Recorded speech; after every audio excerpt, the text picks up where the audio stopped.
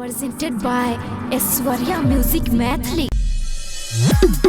यारती मनुष्य शादी रचाएंगे ये जतनी लाम कोइले ये जतनी लाम कोइले करला बादा सब तोरी के कैसन काम कइले जोगे झूठ बोली हे गे करला बादा सब तोरी के कैसन काम कइले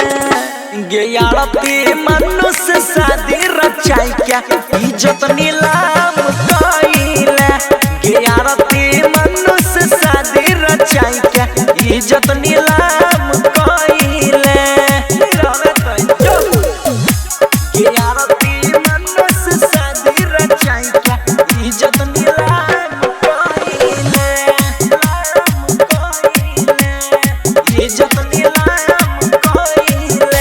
आहे गे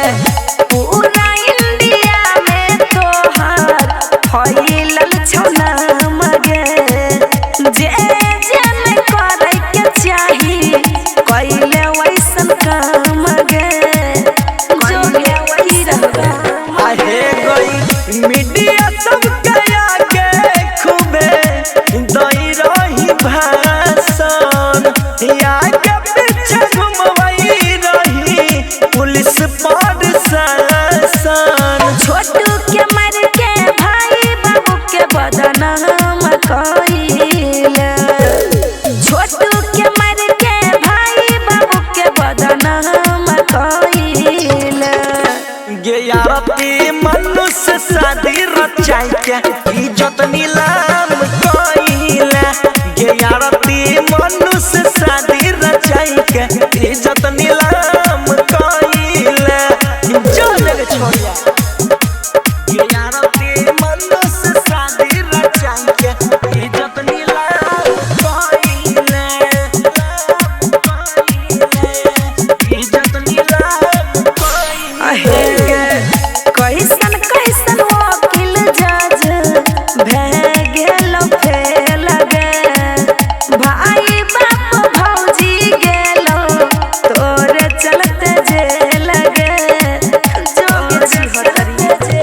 आहे गई खोज ले यतना जल्दी यापन भतार गे कर चाहिए हरदम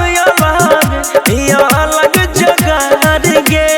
ओतने बात के चर्चा तू सुबह शाम कइले